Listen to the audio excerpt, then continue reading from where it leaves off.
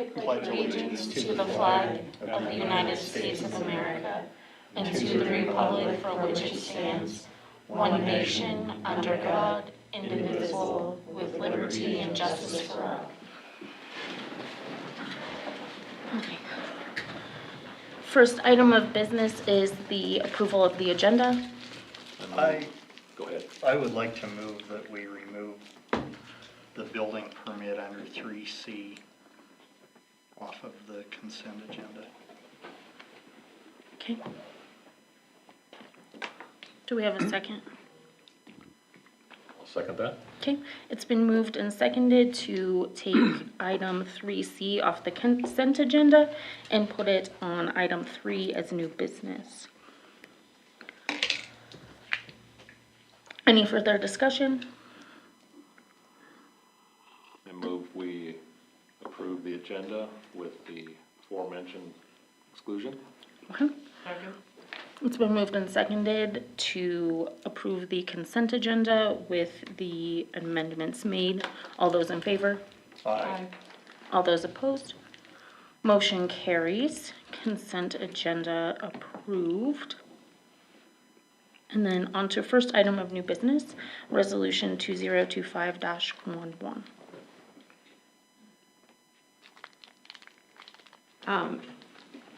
This is a resolution authorizing us to submit an application to the State Loan and Investment Board through the State Revolving Fund on behalf of the governing body of the town of Pine Bluffs for the purpose of addressing capacity at the sewage treatment lagoons and upgrading existing sewer-related infrastructure. This is related to that priority placement project for clean water State Revolving Fund loans. And this resolution is required for us to submit the application to SLIB. Okay, is this the one, Kim, that is the like aerator? Yes, so this would be aeration, it would provide electric service up to the lagoons, and it would also require, it would also include some modification to baffling. Great, thanks.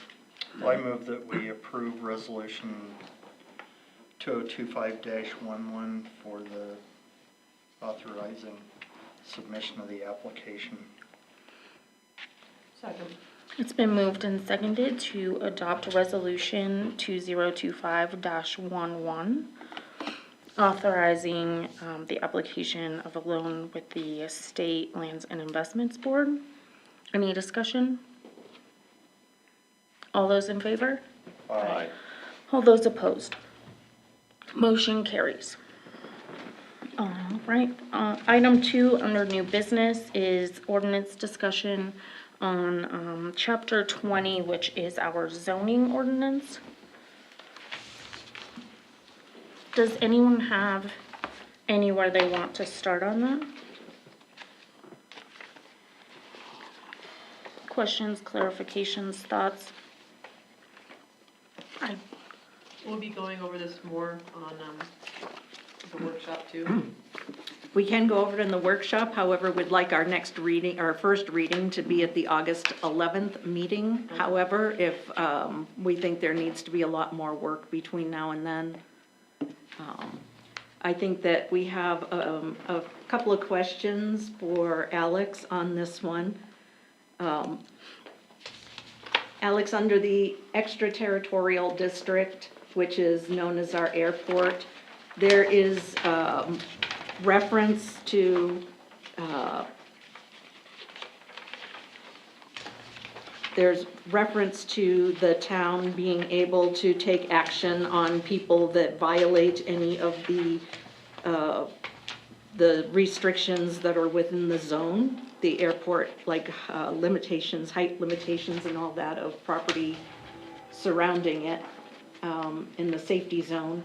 And I guess we were curious, since those properties technically fall in the county, what authorization would we have? Is there something like in general airport language that states that the owner of the airport can take action against people that might violate any of those restrictions? Well, there may be, but, you're taxing my memory, but I think there's a statute that gives the municipality, zoning authority, for a mile perimeter of town limits. Yes. And wouldn't this be within the mile, or is the airport not in the city, and not in the town? Well, the town owns the airport property, but it is so far separated from the town, we weren't sure if it, So we don't know if that's in the town or not. well. I thought it was. It is, I mean, it's annexed property, but, Well, if it's annexed, then. but it's, like, there is such a large section of the county that separates the, Well, I get what you're saying, but Yeah, isn't that's- it within wouldn't these properties be within a mile of the airport property? yes, it would be. Then that would apply to that I as well. think so, Okay. but I didn't see this one coming, so. Okay, no, I hear you, so Subject to, yeah, you know, yeah, further no. review. but, Yeah. You know, just off the top of my head, I think that 1 mile enhancement might come into play. But, airports typically, they're sort of a hybrid because they have to pay attention to the FARs, the Federal Aviation Regulations, and, so, I know we're general counsel for the Cheyenne Airport as well as, you know, having the Pine Bluffs Airport, but I know up there, about every 2 years, we get into a battle because we have to lop down trees or top them over in Lions Park. Okay. And it's never a pretty sight at the council meetings in Cheyenne when we do that, so. And there's actually a case that went all the way to the US Supreme Court about a particular house that was adjacent to, one of the runways. And, I mean, the airport has always prevailed on those things. And it's because, you know, we're governed by federal regulation. It's interstate commerce. Right.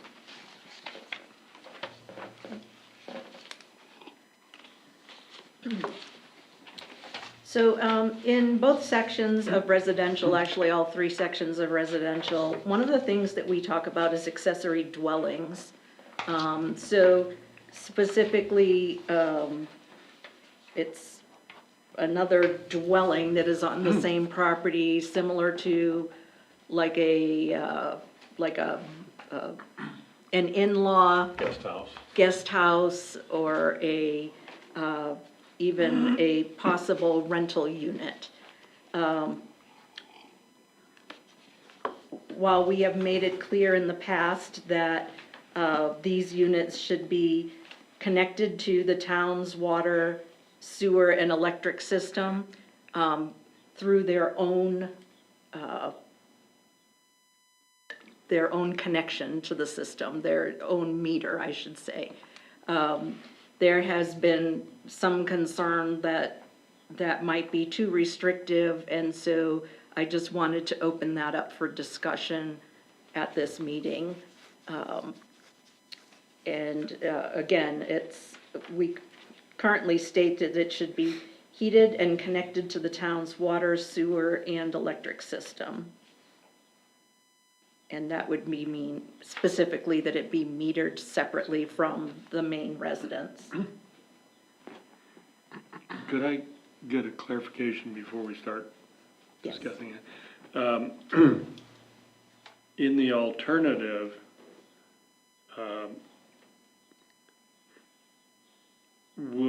is the other option for it to use the services provided by the town to the main dwelling?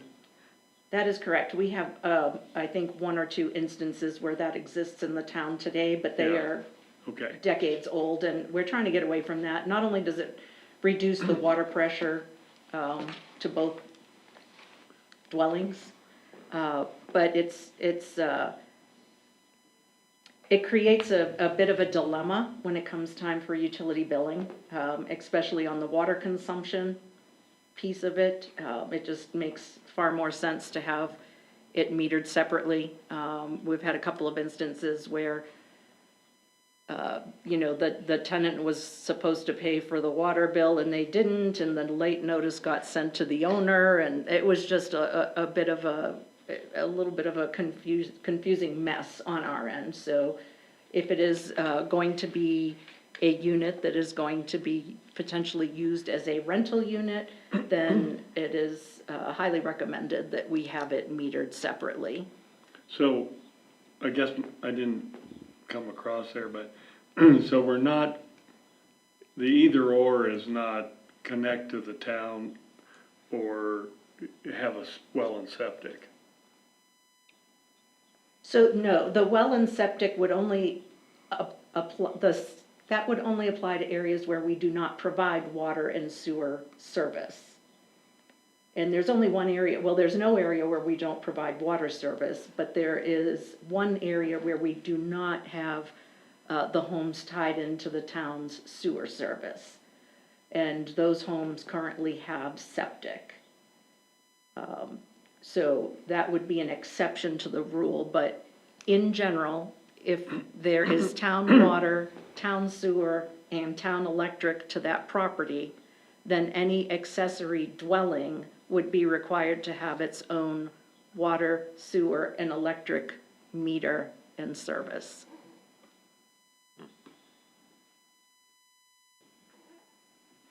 You fielded questions about that or concern about? I'm just trying to get the council's view on that as I put together the ordinance and ensure that I have that section correct. I guess, Dave, do you have any insight when dealing with accounts and meters? How maybe another entity handles this sort of situation? We don't specifically dictate to a property owner about a second dwelling. We provide power to the meter, and if they wanted to provide power to another building for whatever purpose they want to use it, I guess that'd be up to them. And in our case, almost all of the residences have their own water and sewer. So we don't get too involved with that. Now, in a case of an apartment building, which we have a few of instances like that, of course, each one of those separate living spaces are metered typically, but that's really up to the property owner to do that, to request it anyway.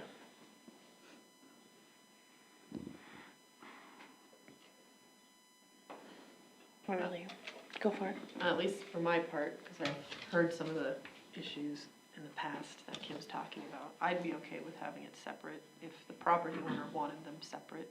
Right. Of course, or I think in our zoning ordinance, what we're proposing is to require that they Require be it. separate. Yep.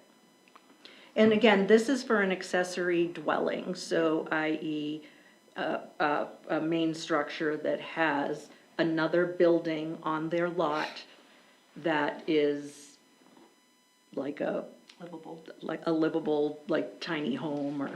Right. They could receive it on one billing statement, however, though, right? They could if they wanted to, however, generally we put each tenant, like the tenant that is in that property, they get their own bill, but that's up to the landlord. Correct. If, say, it were like a guest home or just occasional use. Oh, yes, yeah, if it were something like that, yeah. I guess I don't see how that harms the property owner, and it seems like it is the best means of protection for the town. and the property owner. Yes.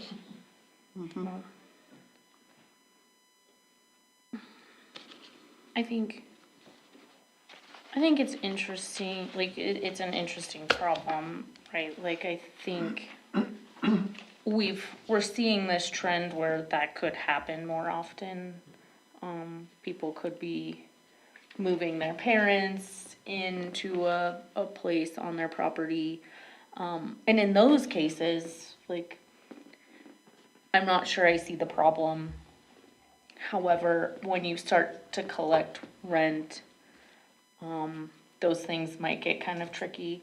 But I guess at the end of the day, if we could put them on one billing system and really we're just metering it, especially on water, you're probably able to find a problem. If there is a problem and you're seeing consumption is increasing, it's really high, you have a leak somewhere, it might be easier to find if you have two separate meters. I think the other thing is that you're at an advantage if you went to sell the property. Yes. Like, that's really in the property owner's benefit if you were to sell it, so. I definitely see both sides of that. Happy to do whatever the rest of the council feels and, And see what- again, this isn't necessarily Yeah. something for you to vote on as a Right, topic. right. It's just open discussion so that we can move forward with finalizing some of the things that we're adjusting in our zoning ordinance.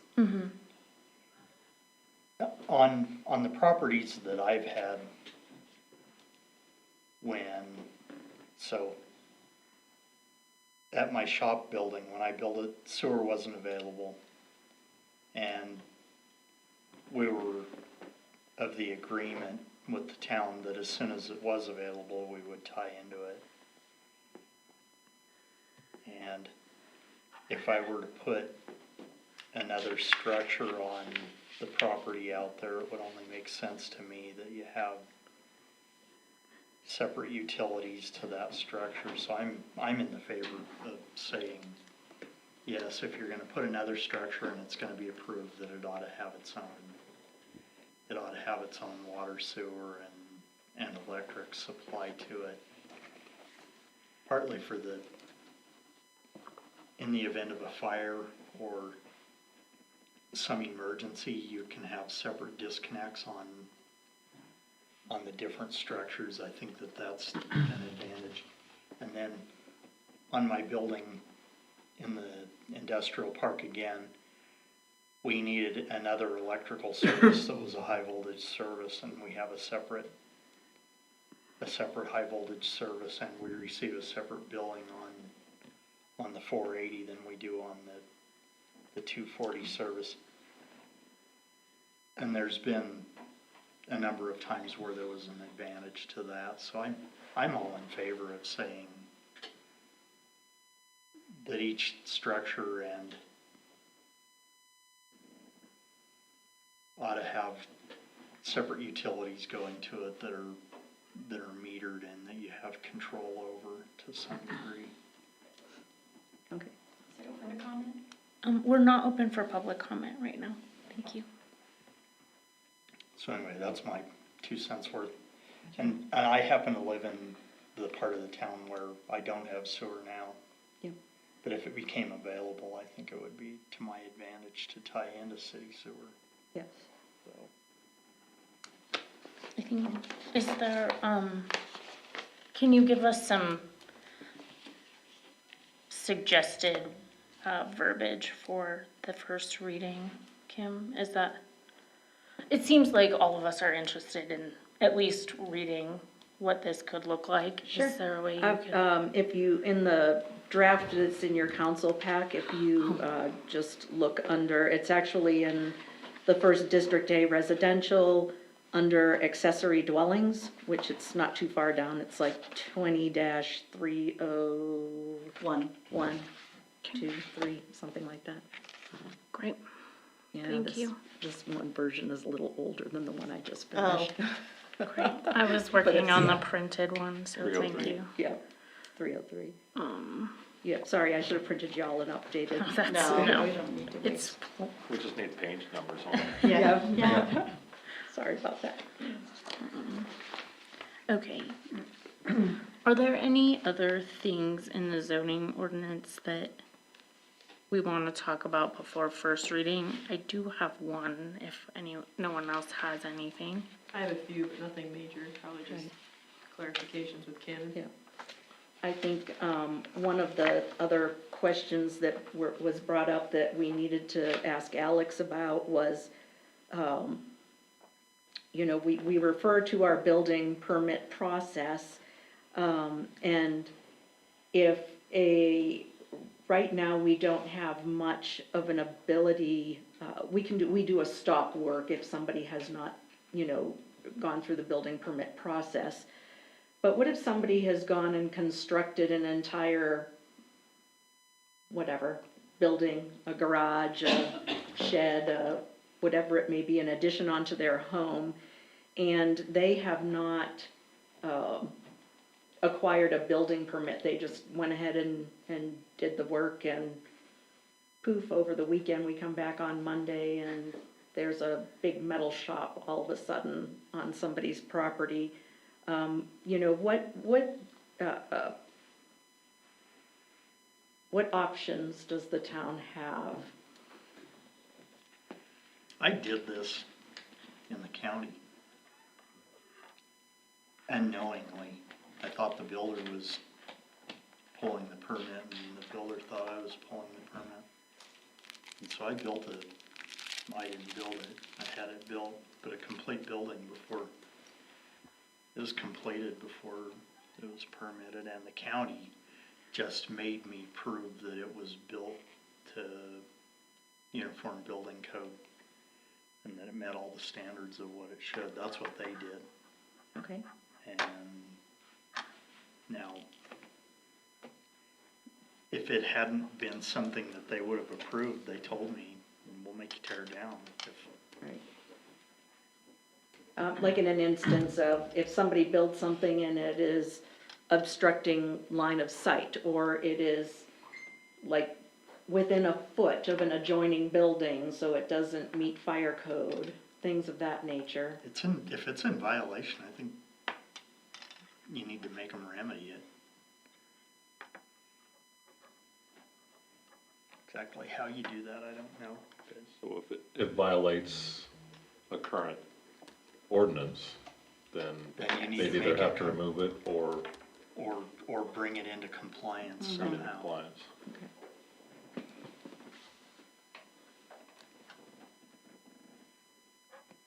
I think that's how I would state it, is that the structure needs to be brought into compliance. Alex, any insight on that? I've seen all kinds of things happen.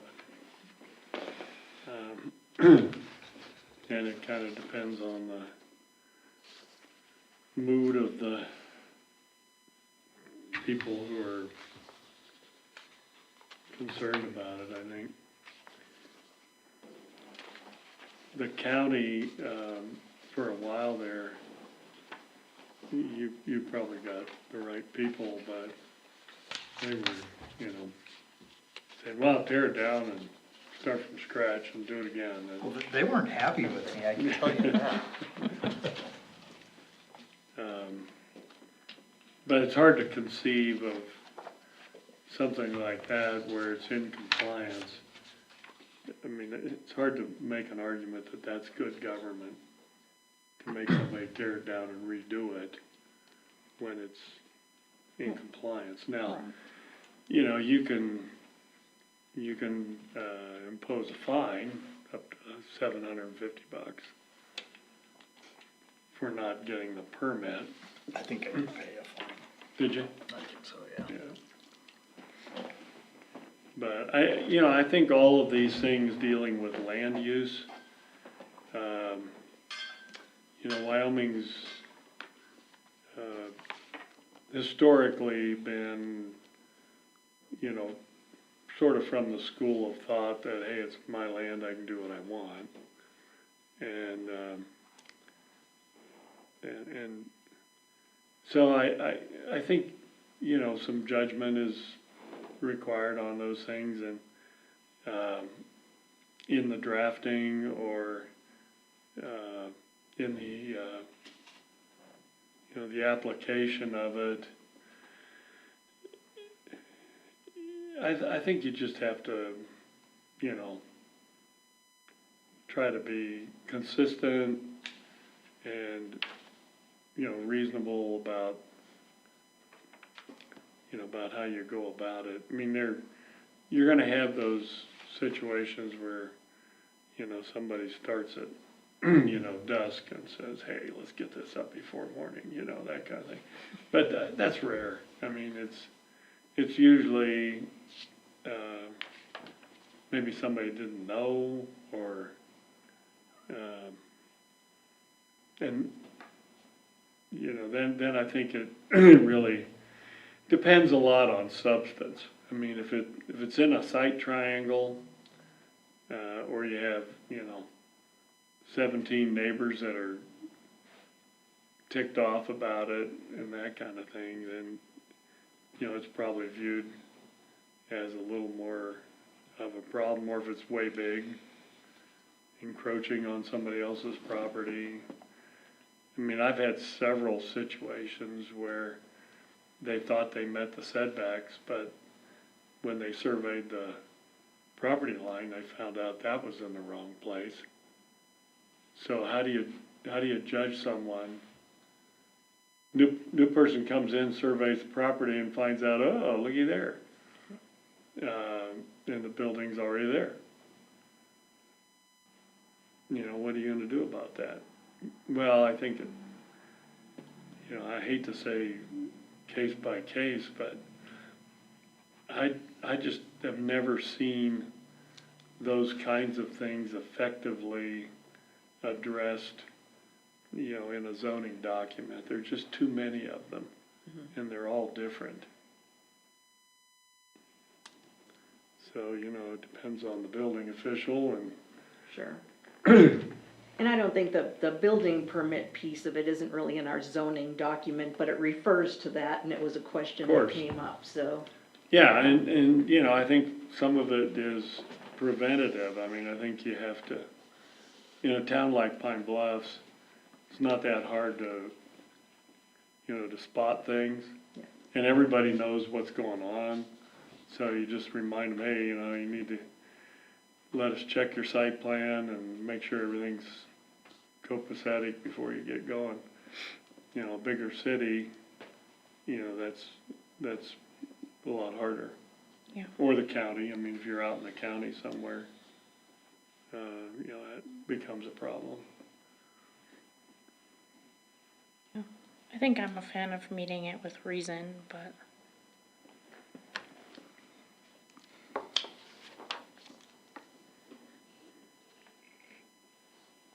Not sure where everyone else is at on that.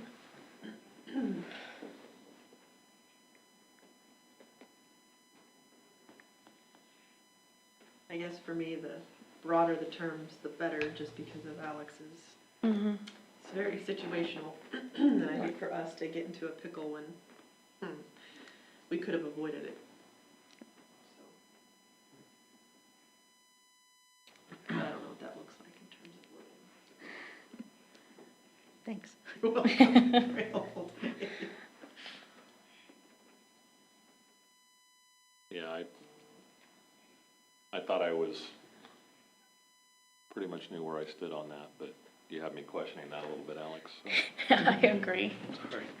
There's a lot of scenarios that it's, maybe I haven't imagined. Mm. What were your zoning concerns? The only question I had was on 20-1104, which is the Town Planning Commission. Yes. So I read in another ordinance somewhere, I can't remember which one it was, I was going through all the ordinances because they're all kind of tying in together, that it actually referred to the Planning Commission as the governing body. And either that or that was the appeal board was the governing body. I think the Board of Adjustment. The Board of Adjustment was the governing body. So when it comes to like a planning committee, do we really want to establish a planning committee, or do we want to go ahead and just refer to the governing body as opposed to a planning committee. I think probably, well, I would,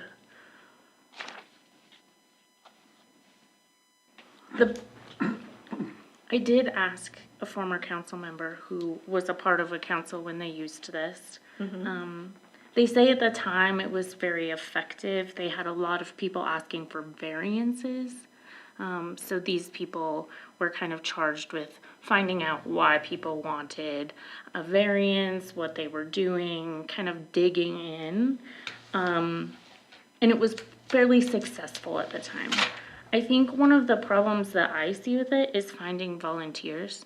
The people who volunteer pretty readily tend to be the most busy, and I would hate to ask them to do yet one more thing. And I believe it has a weird time frame, like 5 days for you to get it to them and 5 days for them to give the recommendation, which in my mind becomes an administrative problem for you guys. Like then Leanne's just chasing down people Yeah. for Have you their looked at that? yeah, for their recommendation. So I do see how this could cause some problems. It's my understanding that in the past it did work well, but I mean, that's all the back story that I can gain on that, is that it did work and they had some reasons for this mechanism, but I can see that this could end up being more of an administrative problem than anything to have it, but really curious. I just wanted to bring it up to see what everyone else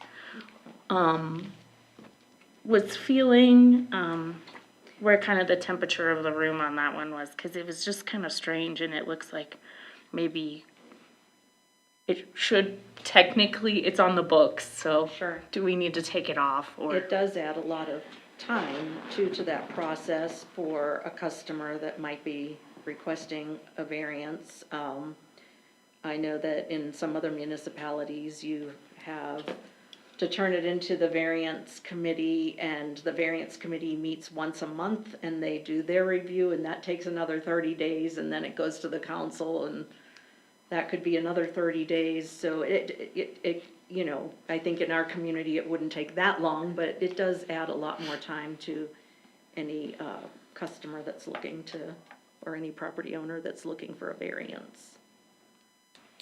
Do you have a preference on what you'd like to see? I think in the past, we have handled variances just in-house. Our staff has reviewed it as we would review any building permit. But we would put an ad in the paper to ensure that we, you know, that if people wanted to make comment on it, that they could. Which is probably the reason why you have that, you know, 30 to 60 day lag time in some other locations. Could you include if we kept it with the governing body, an opportunity, like a public hearing type thing? I think that, well, if we have a variance to an ordinance, Alex, wouldn't that require a public hearing anyway? Well, I haven't looked at the variance procedure here, so that depends on how you draft the. Right. the Well, that's what zoning. we're talking about now, is how I need to draft it or change whatever I have. Yeah, I mean, there typically are, at least 2 layers. Okay. One is administrative approval of something that deviates, and then sometimes, there's your, board approval. And then there's the third level, which is the highest standard, which it comes to the governing body. Okay. So I'm not sure we are gonna have that middle step or not. I mean, it might be administrative or I take it think to that's the. what we're trying to say, is can we do without that middle step I and think just you go can from here, administrative yeah, to the yeah. board? Yeah, I think you can have, some things that are, fairly minor, you can have administrative approval. Now, if you turn them down, usually they have recourse to the governing body or the planning commission or whatever you wanna call the next one. In this case, it would be this body.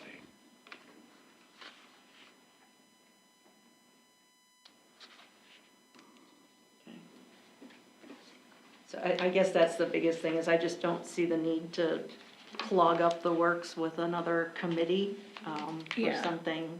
I agree. I agree. Well, and if it's in the, how we deal with the variance, maybe at a public meeting, but it can kind of be a Right. in Yeah. between somehow, not Yeah. for. I agree with that. I also think that we have some, there's some bills that we know are headed our way from like the WAM side that could possibly make us act faster. We don't have a problem on our end. I think that we get to building permits really quickly. But we do have, that we could be facing like a timeline that we have to meet, per state statute on that. And I worry that this weird third step could, I don't know, hang someone up or hang us up, and maybe just keeping government small in this situation is the best. But anything else? Can I ask a Yeah. question? I may be, I mean, I'm just kind of screen shooting this, so I might be missing something. If you look at 303A Romanet 2, now this is in your As and A1 residential. Okay, and so that's duplexes, townhouses, condominiums, yada, yada, yada, okay? Yes. Romanet 1 is permanent single-family dwellings, and Romanet 3 is the modular International Building Code. Yes. Oh, okay, great. Now, if you go to 402, Yes. you capture the permanent single-family dwellings and the modular homes, but the dual purpose, like condominiums and stuff, is gone. Now, Zone B is our smaller residential lots. that may be, Yeah, but I'm not saying they should be able to squeeze them onto a smaller lot. got it, okay. But typically, the way these things, I've seen, they sort of stack them. Okay, So in B, you would allow, anything that's permissible in A, residential, with the caveat that they have to be able to fit on the lot. got it, okay. And So just flip-flop them? not flip-flop them, because if you're working toward a higher level of,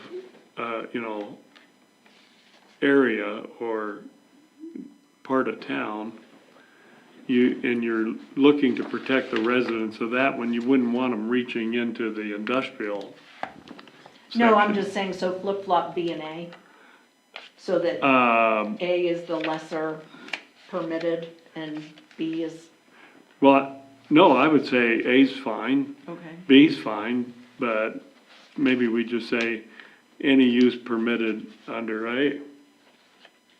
So in the past, we have done that, and Yes, that's we something have. that has caused a ton of confusion with people having to refer back to Zone A. And so it was one of the requests that we just basically regurgitate the same information, but take out what is not applicable or add in what is applicable to that particular zone. So that I can go up to a person and say, yes, you live in Zone B, focus on this section. That makes Well, I sense. get that. I'm just suggesting that the, kind of the feel,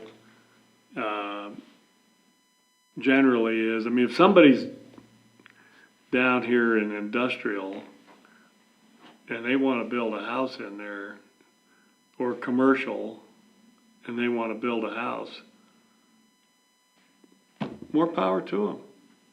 How's that gonna hurt the commercials?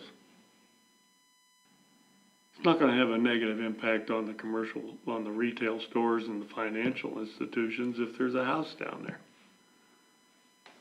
I mean, you see what I'm saying? You get more restrictive in the residential and but that broadens out depending on where you are. I mean, I've seen situations where, in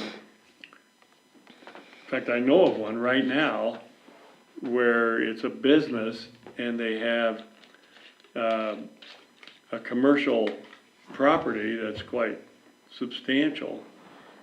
And they want to put a couple of dwellings on there for employees.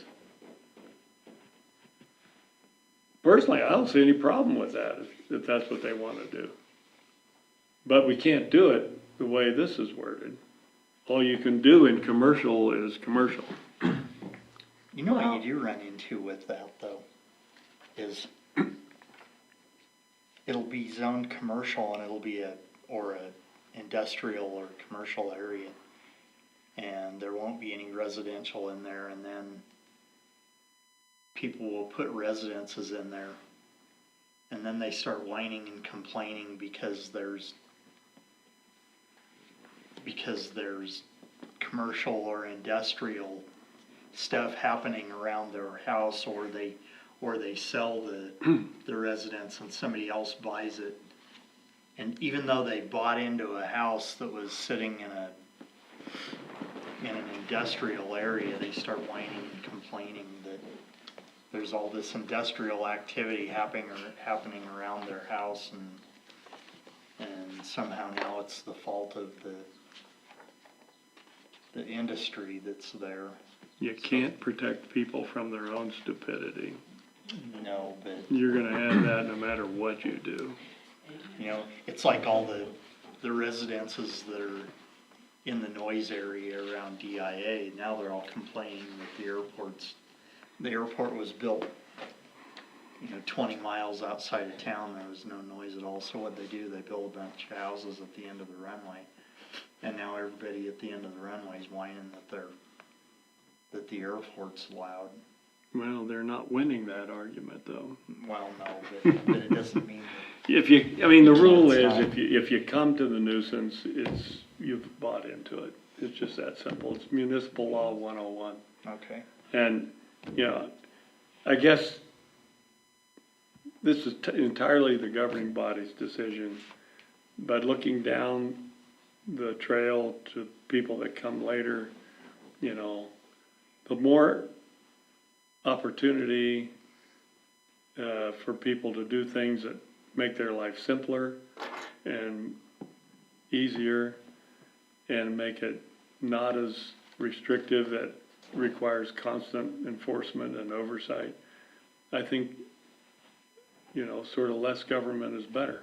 And so why not let people use the property the way they want to use it while protecting the nature of that property itself? And that's why you typically stack those things. And the other question I have is we don't have any true industrial area in here that I saw, do we? Light industrial, yeah, Light industrial. Yeah. But we don't have heavy industrial. we do not. We And just maybe don't that's- currently have a zone for heavy industrial.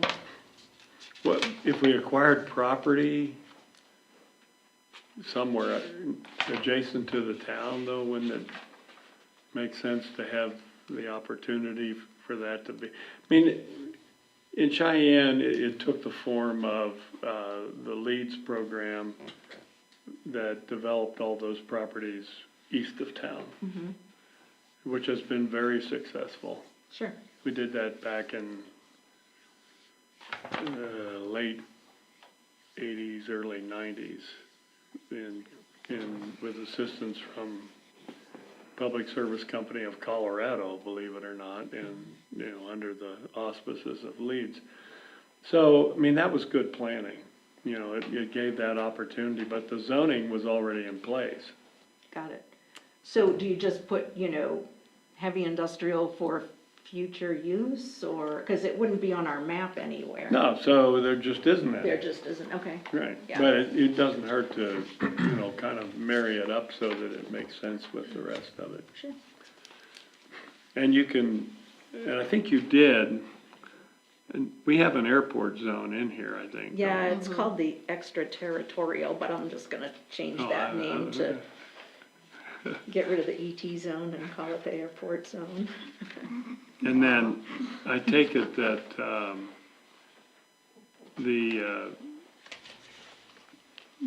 the piece there that's across the tracks is gonna be, Light industrial. it's gonna be zoned differently than Cs, the Yes. Cs.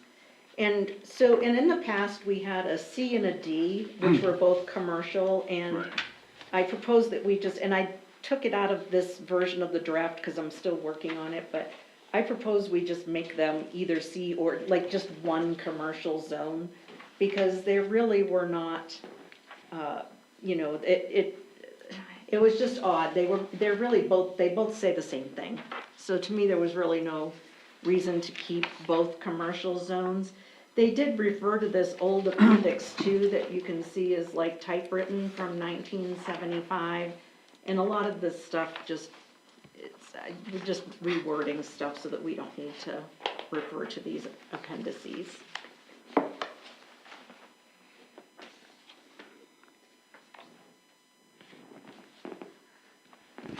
But yes, I need to add commercial back in there. I was working on commercial and it ended up being the mixed-use commercial residential, and I totally cut out the one commercial, and I didn't notice that until right before we walked in here, but. You know, it's a very challenging job, I'll tell you. No matter what you do, somebody's gonna think of something different. Since we're on light industrial, might as well just throw in my 2 cents. Yes. A couple things. Under permitted uses and prohibited uses. Yes. Maybe someone can explain why a lumber yard would be in permitted and not prohibited uses?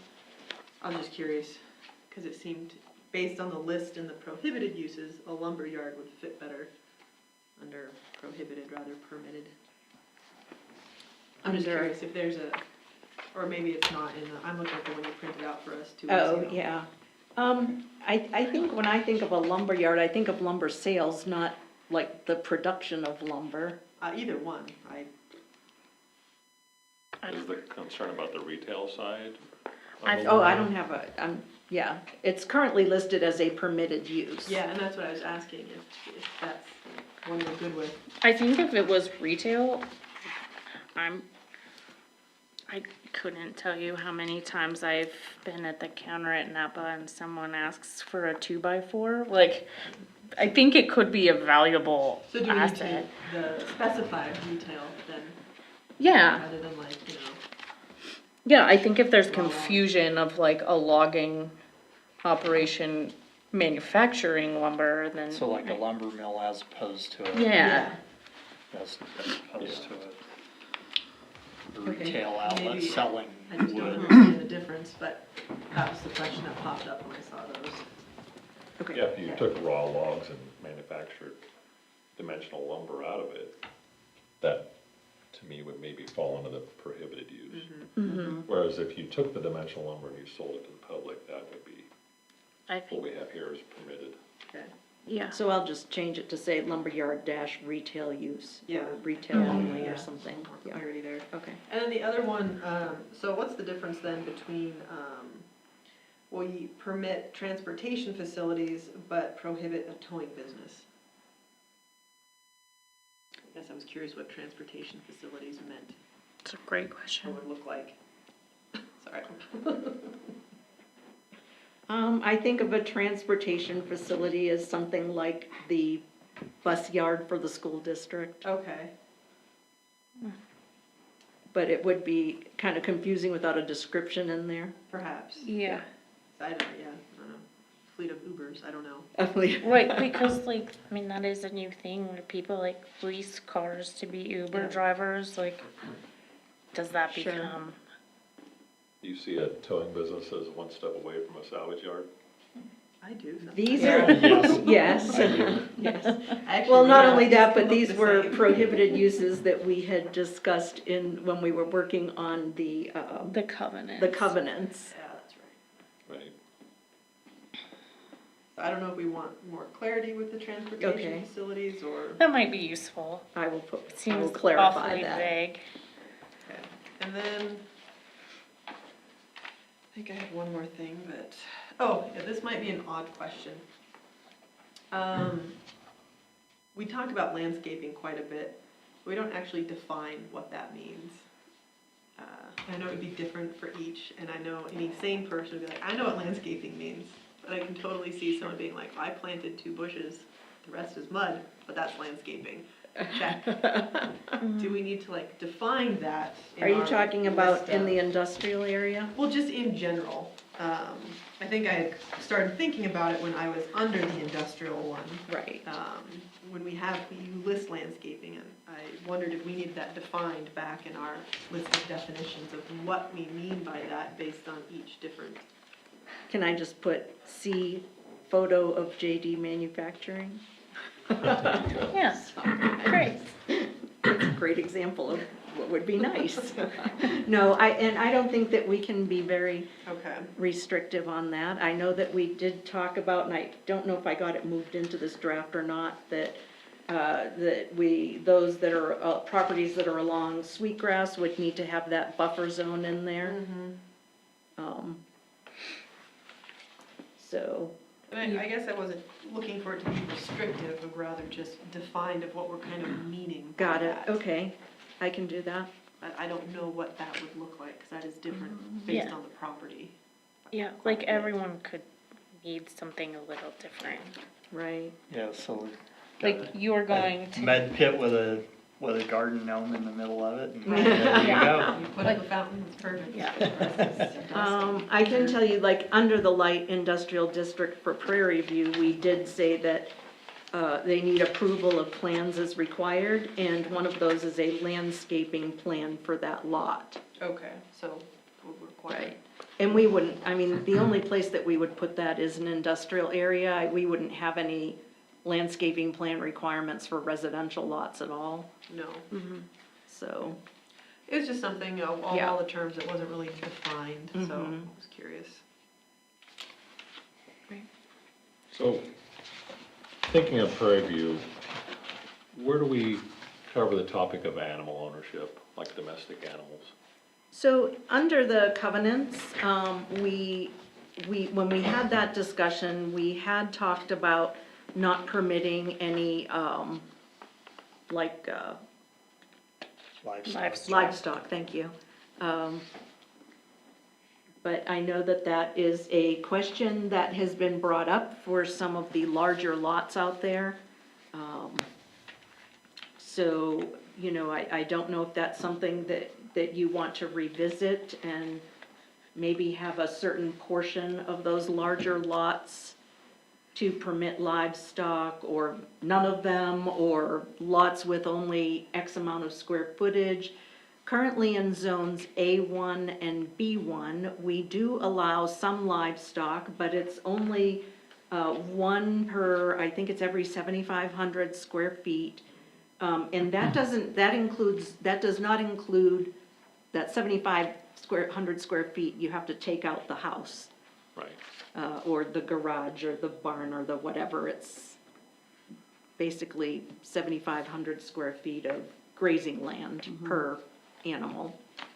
I was thinking about some of these lots that are, say, 2 acres or larger, and a selling point might just be if the owner could have, say, one head of large livestock, you know, for every 1.5 or 2 acres.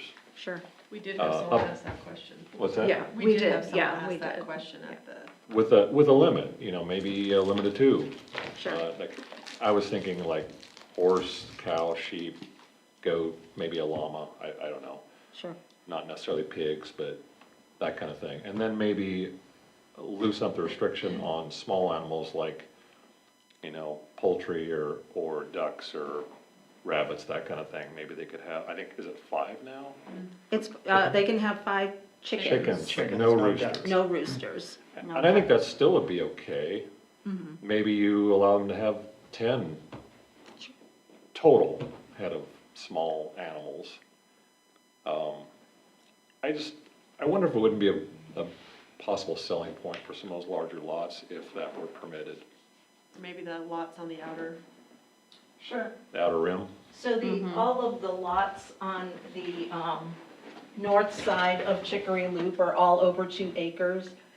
These inner ones are over 2 acres, these are less than, but, you know, something to consider might be just allowing them, you know, for consideration on the Outside. outer yeah. portion of the loop, and, you know, maybe initially restricting it to just these outer portion and see where it goes from there, or just these, or, you know, it's definitely something to think about, and, Yeah. not necessarily something you'll have to decide on today, but I can put some different proposals in the zoning ordinance, and until we get to the next workshop, or until you've had a couple of days to think about it, and then just get back with me, and we can kind of massage that over the course of the next couple of weeks. I I think like- talking about it at the workshop would be good. Yeah, I like that idea. I think one other thing I looked at when I was researching a little bit was, well, consideration of your neighbor's property. So you have a small pen of, you got your cow or your 2 horses, and you put it right next to the property line of your neighbor who's particularly fond of horses or cows. Sure. You might wanna have some kind of a restriction saying, it's gotta be 100 feet within your property line, Sure. property boundary, to make sure it's not right on the border. So, I guess I'd like to see that option. Okay. Anyone else? Any thoughts on that, Alex? I did see, Whatever you think's best. I'm just, you know, don't When I know was- a whole lot about grazing, so. well, on that note, when I was driving home from Cheyenne today, I took the Delrange, you know, that route. And you know all those new houses out there, and one of those houses right by the road, I noticed has gotten themselves a little horse. Not a little horse, it's a big horse, but it's in a space about this big. And I thought, like, oh, poor thing, that's not a lot of room. Yeah. And then if you get it a friend, like, horses tend to be really lonely, and so what happens when you get it a buddy, and, It already looked like a tight space, yeah. and I don't it's- think those lots are probably about the same size, maybe, some of those out there. And so one other thing we discussed in the covenants then was that we would, well, for all residential zones, there would be 1 accessory building. And so if we were to permit livestock, would you then want me to include more than 1 accessory building? Or is a barn/shop, you know, just something else to think about for that section? Yeah.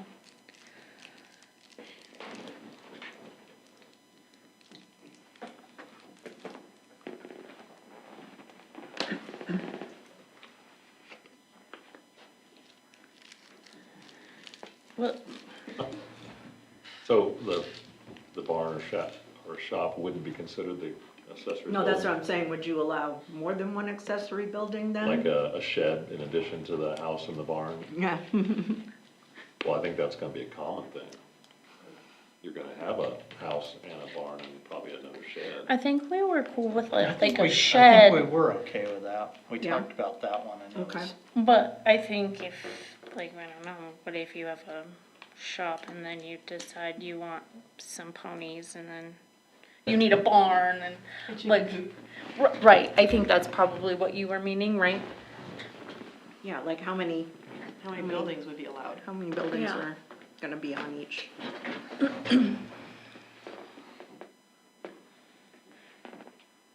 Our guys did a drainage study on this, didn't they? Yes, they did.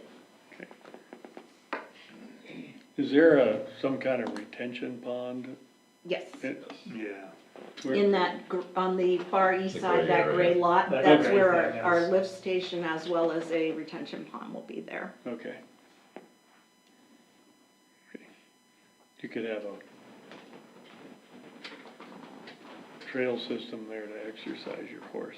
There you go, our greenway. Some of the horses that are worth millions and millions of dollars spend their lives in a stall. There. They probably eat better than I do. Yes. so. Indeed. I'm not proposing that we consider that an area for grazing. I think it would be like a penned animal. No, I was just talking about, like. Oh, yeah. An exercise area or something. It could be a nice, So Interesting selling maybe we point. put her on a horse track in, yeah. around the retention pond. We could go up to, the TA and run around that track, huh? Yeah, is that something that you guys are wanting to explore more during our I would say it's worth exploring in part Yeah. because work at our- session? At that informational Yeah. meeting, someone did specifically ask that. Yes. Yeah. So getting a little bit more discussions probably consider it. Lynn Town proper over off of Butler, you've got people that have horses there. And they have, obviously it's not enough to graze an animal, so you're feeding it hay, but that seems to be perfectly appropriate over there. Yeah. Although I will say, after that big rain we had, 4 or 5 days ago, a lot of the, for where the goats are, over on 6th, a lot of their droppings washed down onto the road after that big rain, Oh, they did. running over. I was like, this is nice. Yeah, So that's something else to consider, I suppose, is Yeah. waste. what that would do based on how low this area is. I don't know. Yeah. I don't know. I just kind of one final thing here. As y'all discuss this, there's a couple of terms that pop up in zoning, and it's hard for people to keep them straight. A special use permit is something that's in the zoning ordinance, and you can think of it as a conditional use permit. So it's something that the ordinance itself anticipates might happen, and it oftentimes will build and write out conditions for that to happen. A good example would be a home occupation. It's not normally permissible, but if you apply for it and you can meet other conditions, like how much of the house is used for it and it fits under, hairstylist or something like that, you can get that conditional use permit. A variance, which is oftentimes confused with a conditional use permit, a variance is permission to violate the zoning law. So it's like a setback encroachment that you're saying, hey, I can't get this thing on here unless I encroach. And those are the ones that typically require the neighborhood to kind of agree that it's okay. So variances violate the law, but it's okay because it's been approved. Conditional use permits or something like that, it's anticipated in there. And I want to make that point because it's so easy to just call everything a variance.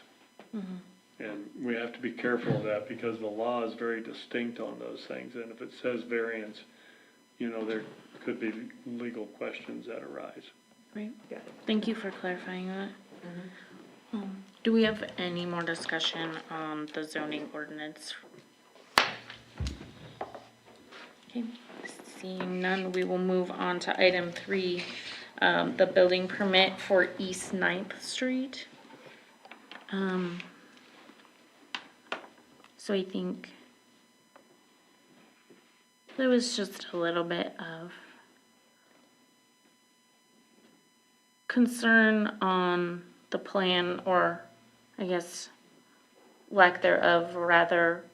I know the property owner has stated to the town hall that plans are being worked on but not complete at the time.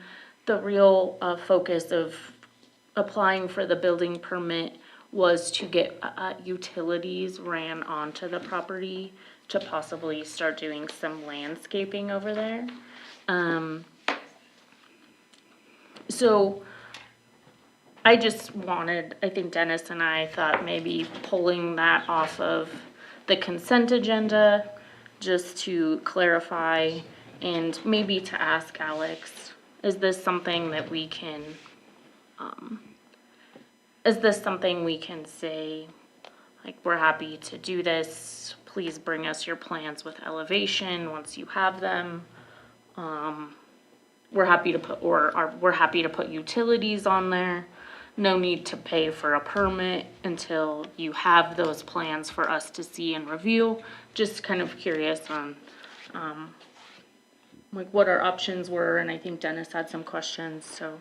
I just felt like it was really cryptic for a 4,100 square foot structure, but there's basically no information. And that concerned me. Now, I would say as far as getting utilities onto the property, I don't see any problem with them getting utilities onto the property, and I don't even know if that necessarily needs to be permitted, does it? It does not, it's just generally part of the building permit process. So, but we can absolutely move forward with just getting utilities out to that lot.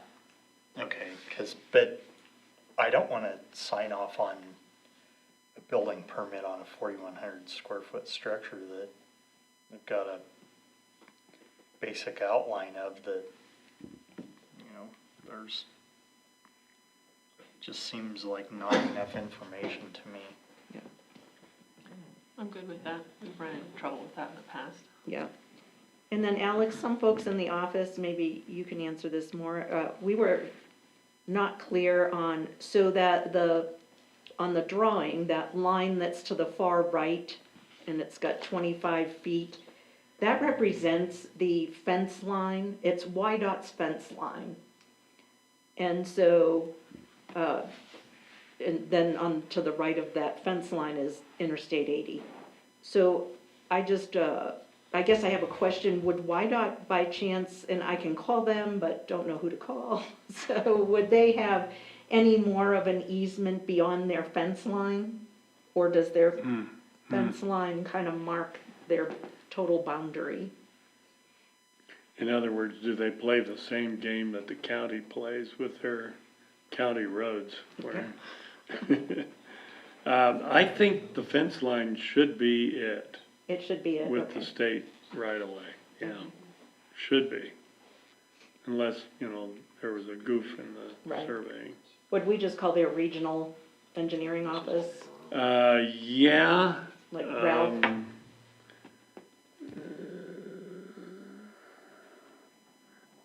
Go ahead, don't bother me, Okay, I'll talk to you about it in a minute. What are everyone's thoughts on this?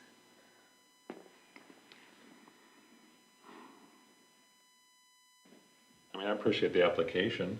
Yeah, um, I But, agree. yeah, I tend to agree that if we had a little more detail on the plans, that would be good. Yeah, especially considering it's kind of a oddly shaped lot. Yeah. Yeah. So maybe just offering some utilities until they have a plan that Yeah. they can present with a proper building permit. So.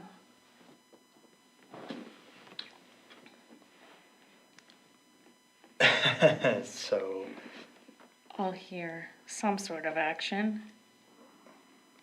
I would move that we allow them to get utilities onto the property, but we hold off issuing a building permit until we have better clarification as to the actual structure that they're proposing to build, and perhaps even blueprints.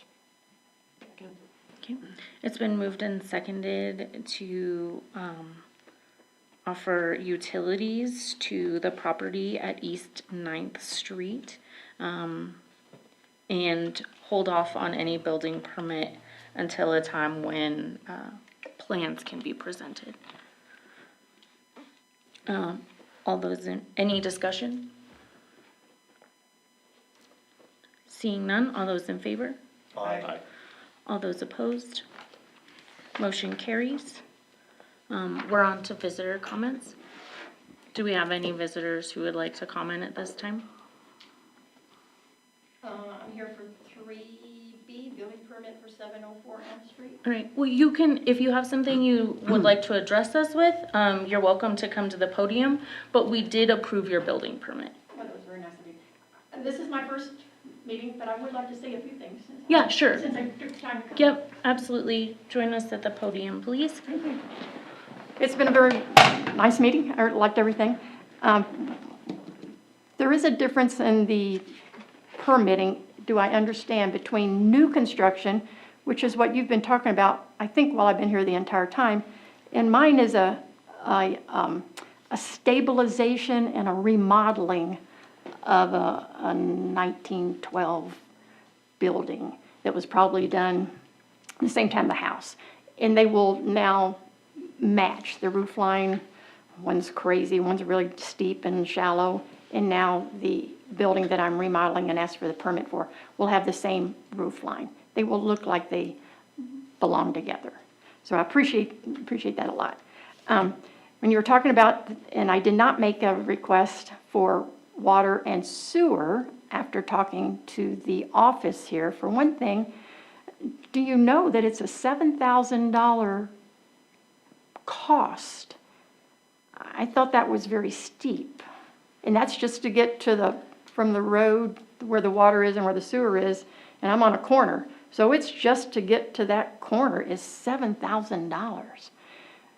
So it's not in the budget. I'll put it in the budget, and when I have the money, I'm sure I'm gonna request that. And then once I find that $7,000 and ask for the sewer and water to be connected, then from then on, if I'm not ready to use it, I'm gonna have a $100 bill every month without even connecting a toilet or running water, just because it got to the edge of the property line.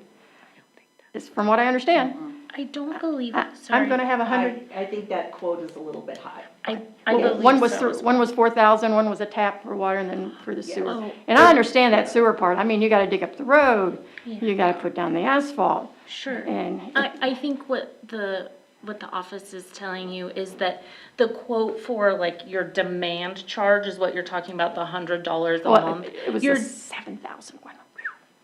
that one is correct. Yes. The demand charge of having it hooked up and then to use that, if you're not using that service, I don't believe it's $100 a month. Well, I've just estimated what my bill is now for the actual house on the property. That's my bill for the month. The house is empty. It's not used. Sure. But I still get $100 for being connected to the pieces and parts. A couple other, just barely. So, and then when you were talking about also the water and the sewer, how many buildings are you talking about in town? I mean, a lot of you guys have shops. And boy, don't you know that you would rather have a sink and a toilet in that shop rather than having to go in the house and use the facilities? And it's just like car insurance. You get a discounted value for that second car because you can only drive one car at a time. So if you can only flush one toilet at a time on your property, it seems like you could get a discount for you guys with your shops that might want toilets and water. Wash your hands before you go in the house. I could be off base, but I see the difference is, we were talking about an accessory dwelling, Okay, and a shop would not be a place you would dwell. okay. So, and So then, you could have a Yeah. bathroom in your shop that wouldn't necessarily require a separate meter, correct? okay, I didn't understand that. So I think that's good. I think And that's you how could it intercept the should be. sewer line on the way to the road and drop into the sewer line on the way to the road. That's on your property, you can do that. I've been told I where you- can't. Where you Y in. Okay. Who would I ask if I? That's not a separate sewer tap though, Right, and it's the same thing with the water, you could Y off on the water. I would like As long that. as it's not a dwelling you're living Yeah. in. But this one, the one that I am, But you are gonna make it an it may be, apartment, correct? but for right now, it's not. But somebody in the future is Mr. Alex was talking about, you gotta be prepared for the future and what somebody else wants to do behind me. And they may wanna have a studio or a hair shop, just a place to get away from kids. So, yeah, it could easily be a dwelling, so I'm not, The thing that you run into though is people come in and say, well, it's not gonna be a dwelling, it's just gonna be this, when they fully intend to make it an apartment that they're gonna rent out. Now, were they being honest with what the intended purpose was?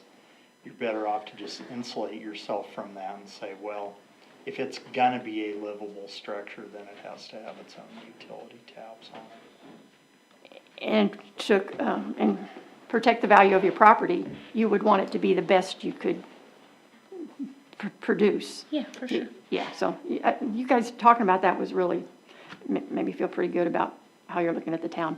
So that was it. I really appreciate it. I was here, and thanks for okaying my permit.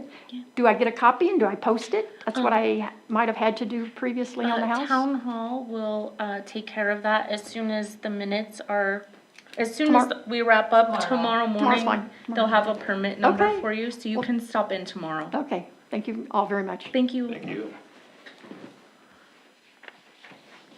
Any other visitor comments? No, from Penny. Okay. Department reports. So Jana? Dave? I have nothing either. Great. I don't either. So Nothing Dennis? new. Alex? I've said too much already. Well, okay, thanks for keeping it brief. Austin? We're getting geared up for trail days. Secured some supplies from EMA for this year, same things we did last year.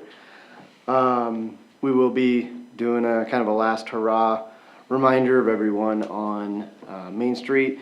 We have spoke with everyone about their campers and trailers and cars, so shouldn't have any issues. They're all on base and aware, but we're gonna be doing kind of a last hurrah with the grass as well. There's a few residents that we have not been able to get a hold of, but other than that, just kind of wanted to give you a brief there. That we're getting ready and geared up for this weekend. Thank you. Thank you. Leanne? We have nothing new to report, still working on liquor licenses. I will get, Penny, what's the cutoff for the post to publish for next week? What's our cutoff?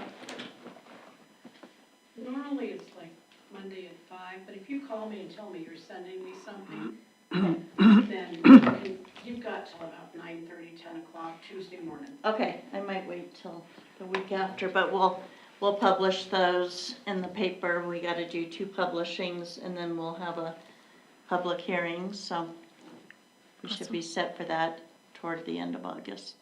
Great. Thank you. Mhm. Kim, anything?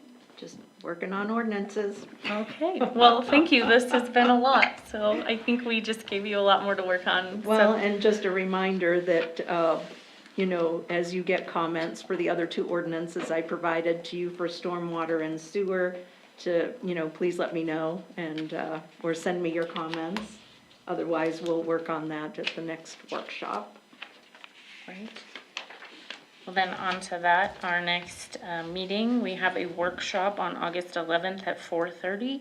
And then our regular town council meeting will follow on the 11th at 6 p.m.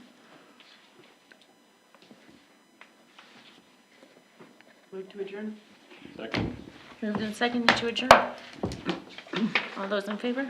Aye. All those opposed? Meeting is adjourned. Thank you all.